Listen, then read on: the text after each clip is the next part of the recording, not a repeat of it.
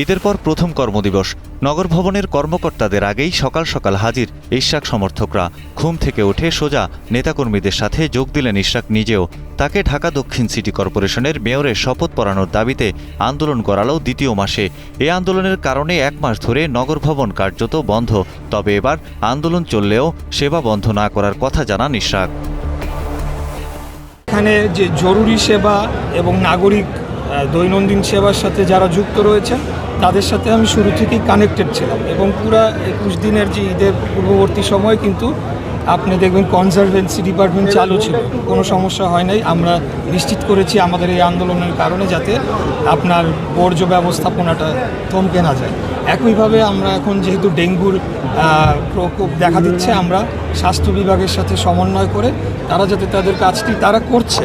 City corporation একটা স্বায়ত্তশাসিত এবং একটা কর্পোরেশন, তারা তাদের কাজটি যথাযথভাবে করতে পারে। ইশরাকের অভিযোগ, ঢাকা দক্ষিণ সিটি কর্পোরেশনের মেয়র পদে তাকে রাজনৈতিক কারণে শপথ পড়ানো হচ্ছে না, যে কারণে শপথ না পড়ানো পর্যন্ত অবস্থান কর্মসূচি অব্যাহত রাখার হুঁশিয়ারি দেন এই বিএনপি নেতা।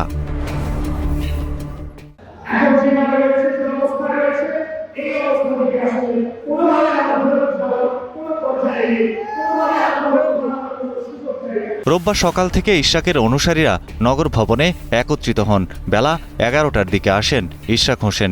এখন যে কোনো ব্র্যান্ডের পুরাতন এসি বদলে নতুন ওয়ালটন এসিতে উপভোগ করুন 25% ছাড়। এর আগে গত 3 জুন ঈদুল আজহা সামনে রেখে ডিএসসিসি মেয়র হিসেবে শপথের দাবিতে চলমান আন্দোলন সাময়িক শিথিলের ঘোষণা দিয়েছিলেন ইশরাক। সে সময় তিনি হুঁশিয়ারি দিয়ে বলেন, শপথের ব্যবস্থা না করলে ফের আন্দোলনে নামবে ঢাকাবাসী। ঈদের জন্য আন্দোলন শিথিল থাকবে, তবে দাবি আদায় না হলে আবারও হবে আন্দোলন। অনতিবিলম্বে শপথের আয়োজন করা না হলে ঢাকাবাসীকে সঙ্গে নিয়ে শপথ আয়োজন করা হবে। মেয়রের চেয়ারে কে বসবে তা নির্ধারণ করবেন দক্ষিণের বাসিন্দারা। আন্দোলনে বিরতির আগে 15ই মে থেকে 3 জুন পর্যন্ত নগর ভবন থেকে দেয়া সব নাগরিক সেবা বন্ধ ছিল। ঈদের ছুটির পর আজ ফের আন্দোলনে যোগ দিয়েছেন তার অনুসারীরা।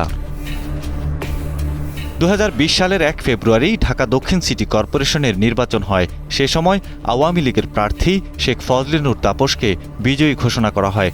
নির্বাচনে অনিয়ম ও দুর্নীতির অভিযোগ তুলে ফল বাতিল চেয়ে 2020 সালের 3 মার্চ মামলা করেন ইশরাক। ছাত্র জনতার অভ্যুত্থানে আওয়ামী লীগ সরকারের পতনের পর গেল 27 মার্চ ঢাকার নির্বাচনী ট্রাইব্যুনাল সেই ফল বাতিল করে অবিভক্ত ঢাকা সিটি কর্পোরেশনের সাবেক মেয়র সাদেক হোসেন খোকার ছেলে ইশরাককে মেয়র ঘোষণা করেন। এরপর 27 এপ্রিল ইশরাককে ডিএসসিসির মেয়র ঘোষণা করে গেজেট প্রকাশ করে নির্বাচন কমিশন।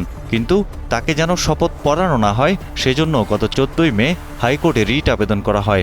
এমন পরিস্থিতিতে মেয়রের দায়িত্ব বুঝিয়ে দিতে গত 15ই মে থেকে আন্দোলনে নামেন ইশরাক সমর্থকরা। সৈয়দ মাহমুদ, কালের কণ্ঠ।